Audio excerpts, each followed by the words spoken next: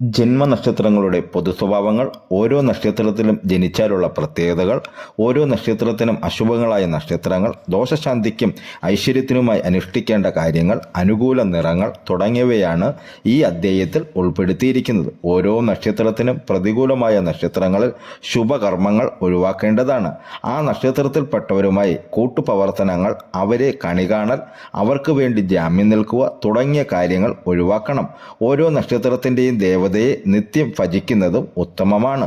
ദശകാല വ്യത്യാസങ്ങൾ പരിഗണിക്കാതെ ജീവിതകാലം മുഴുവനും നക്ഷത്ര ദേവതയെ ഭജിക്കാം. അതിനുള്ള മന്ത്രങ്ങളും ഇവിടെ ഉൾപ്പെടുത്തിയിട്ടുണ്ട്. നക്ഷത്രമൃഗം, പക്ഷി, വൃക്ഷം, ഗണം, ഭൂതം തുടങ്ങിയവയും പ്രത്യേകം കൊടുത്തിട്ടുണ്ട്. ഓരോ നക്ഷത്രജാതരും അവരവരുടെ മൃഗത്തെയും പക്ഷിയെയും ഉപദ്രവിക്കുകയോ കൊല്ലുകയോ ചെയ്യാൻ പാടില്ല. അവയെ പരിരക്ഷിക്കുവാൻ കഴിയുമെങ്കിൽ അത് ആയുർവർദ്ധനകരവുമാണ്. നക്ഷത്രവൃക്ഷത്തെ നട്ടുവളർത്തുന്നതും ഐശ്വര്യപ്രദമാണ്. ഉത്രം നക്ഷത്രത്തിൽ ജനിക്കുന്നവർ സാധാരണ സുഖജീവികളായിരിക്കും. സൗന്ദര്യവും സൗഭാഗ്യവും ഇവരെ അനുഗ്രഹിക്കുന്നു. സ്വഭാവശുദ്ധിയിലും സാത്വികമായ ആചാരചര്യകളിലും ഇവർ മറ്റുള്ളവരെ അപേക്ഷിച്ച് പ്രത്യേകതയുള്ളവരായിരിക്കും. അതിരറ്റ ആത്മാർത്ഥതയും സദാചാരബോധവും ഈശ്വരഭക്തിയും ഇവർക്കുള്ള അനുഗ്രഹീത ഗുണങ്ങളായി കാണപ്പെടുന്നു. മറ്റുള്ളവരെ സഹായിക്കുന്നതിലും പൊതുഗുണത്തിനു വേണ്ടി പ്രവർത്തിക്കുന്നതിനും ഇവർ സന്നദ്ധരായിരിക്കും.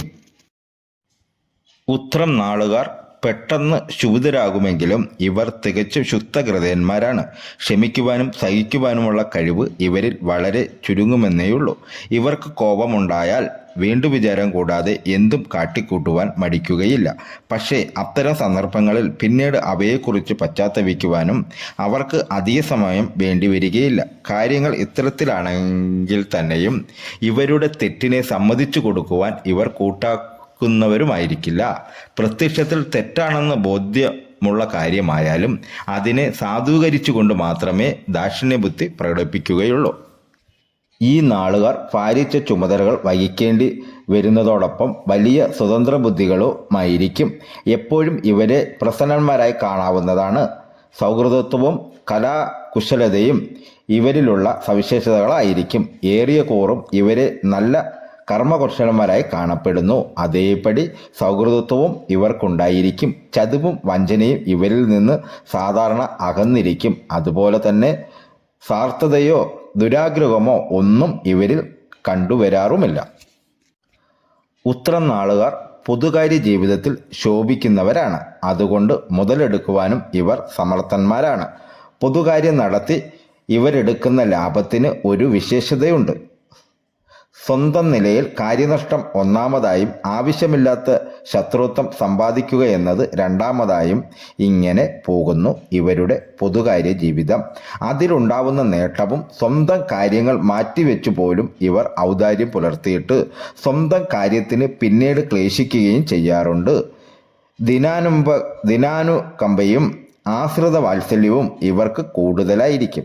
ചില കാര്യങ്ങളിൽ ഇവർക്ക് വിശ്വാസം ഉറച്ചു പോയാൽ ആർക്കും അതിൽ നിന്നും ഇവരെ പിന്തിരിപ്പിക്കുവാൻ സാധ്യമല്ല. യുക്തിവാദവും പ്രേരണാശക്തിയും ഇവരുടെ വിശ്വാസത്തിൻ്റെ മുമ്പിൽ നിഷ്പ്രഭങ്ങളായിരിക്കും.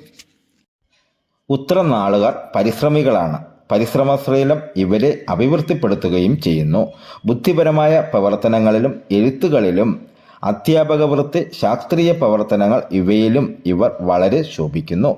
ധാരാളം ശിഷ്യന്മാരോ അനുയായികളോ ഉണ്ടാകുവാനും പ്രതാപമുള്ള പല വലിയ പ്രവർത്തനങ്ങൾ ചെയ്യുവാനും ഇവർക്ക് ഇടയാക്കുന്നതാണ്.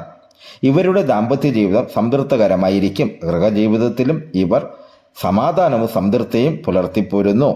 ഈ നാടുകാരുടെ ജാതകത്തിൽ ശുക്രന് ദൃഷ്ടി, പാപയോഗം മുതലായവ ഉണ്ടായിരുന്നാൽ ഒന്നിലധികം വിവാഹങ്ങൾക്കിടയാകും. അനുസരണയും ഈശ്വര വിശ്വാസവും കുലീനതയുമുള്ള ഭാര്യമാരായിരിക്കും ഇവർക്ക് വന്നു ചേരുന്നത്. ശിരോരോഗം, ദന്തരോഗം, വായുക്ഷോഭം, അർഷസ് ഇവയെ സംബന്ധിച്ചുള്ള അസുഖങ്ങളായിരിക്കും ഇവർക്ക് മിക്കവാറും സംഭവിക്കുന്നത്. അതിരറ്റ സുഖലോലുപത്വം ഇവർക്കുണ്ടായിരിക്കും. തന്നിമിത്തം രോഗങ്ങളെ സംബന്ധിച്ച് കാര്യമായ പരിഹാരമാർഗം നേടുവാനുള്ള സമയമോ സന്ദർഭമോ ഇവർക്കുണ്ടാകുന്നില്ല. പൊതുവെ ഇവരുടെ ജീവിതം ഏതാണ്ട് 32 വയസ്സുവരെ മിക്കവാറും ഇരുളടഞ്ഞതായിരിക്കും. 38 വയസ്സിന് ശേഷമേ ശരിയായ ജീവിത പന്ഥാവിലെത്താനും പുരോഗതി കൈവരിക്കുവാനും ഇവർക്ക് സാധ്യമാകുകയുള്ളൂ. അതും പ്രതിബന്ധങ്ങളുടെ ഘോഷയാത്രയോടു കൂടി ആയിരിക്കാനേ ഇടയുള്ളൂ. 38 മുതൽ 62 വയസ്സുകൾക്കിടയിൽ ഇവർക്ക് പല വലിയ കാര്യങ്ങളും നേടുവാൻ സാധിക്കുന്നതാണ്. പണത്തെ അപേക്ഷിച്ച് പ്രതാപവും സൽകീർത്തിയും ബഹുജന സമ്മതിയുമാണ് കൂടുതലായി ഇവർക്ക് നേടുവാൻ കഴിയുന്നത്. ഈ നാളുകാർ പൊതുവെ ദൈവാധീനമുള്ളവർ തന്നെ. വിവാഹത്തിനും ഗൃഹം ചമയ്ക്കുക, ഗൃഹപ്രവേശം ചെയ്യുക, ആദ്യമായി ആഭരണങ്ങൾ ധരിക്കുക, കച്ചവടം തുടങ്ങുക മുതലായവയ്ക്കെല്ലാം ഉത്തര നക്ഷത്രം നല്ലതാണ്. ഈ നക്ഷത്രത്തിന് ആദ്യം ആദിത്യദശ, തുടർന്ന് ചന്ദ്രൻ, ചൊവ്വ, രാഹു, വ്യാഴം, ശനി, ബുധൻ ഈ ക്രമത്തിൽ ദശാകാലങ്ങൾ കണക്കാക്കാം. പ്രതികൂല നക്ഷത്രങ്ങൾ ചിത്തിര, വിശാഖം, കേട്ട, ഉത്രം, പൂരുരുട്ടാതി, ഉത്തിരിട്ടാതി, രേവതി, ഉത്രം, അശ്വതി, ഭരണി, കാർത്തിക എന്നിവയും അശുഭ നക്ഷത്രങ്ങളാണ്. അനുഷ്ഠിക്കേണ്ട കാര്യങ്ങൾ: കുജൻ, വ്യാഴം, ബുധൻ എന്നീ ദശകളിൽ ഇവർ വൃതിപ്രകാരം ദോഷപരിഹാര കർമ്മങ്ങൾ അനുഷ്ഠിക്കേണ്ടതാണ്. ആദിത്യ പ്രീതികരങ്ങളായ കർമ്മങ്ങൾ: ആദിത്യ ഹൃദയ ജപം, ശിവക്ഷേത്ര ദർശനം, ശിവഭജനം എന്നിവ ഉത്തര നക്ഷത്രക്കാർക്ക് ശുഭഫലങ്ങൾ നൽകുന്നു. ഇവർ നിത്യവും ആദിത്യ പ്രാർത്ഥനയോടെ അല്പസമയം വെയിലേൽക്കുന്നത് നന്നായിരിക്കും. പ്രത്യേകിച്ച് ഉത്രം ആദ്യപാദത്തിൽ ജനിച്ചവർക്ക് രാശാധിപനും സൂര്യനായതിനാൽ ആദിത്യഭജനം ക്ഷിപ്രഫലങ്ങൾ നൽകുന്നു. ഞായറാഴ്ചയും ഉത്രവും വന്നു ചേരുന്ന ദിവസം ഇവർ സവിശേഷ പ്രാധാന്യത്തോടെ ആദിത്യനെ ഭജിക്കുക. ഉത്രം മുക്കാലിൽ ജനിച്ചവർ ബുധ പ്രീതികരങ്ങളായ കർമ്മങ്ങൾ, ശ്രീകൃഷ്ണ ക്ഷേത്ര ദർശനം, നിത്യേനയുള്ള ഭാഗവത പാരായണം എന്നിവ നടത്തുന്നത് നന്നായിരിക്കും.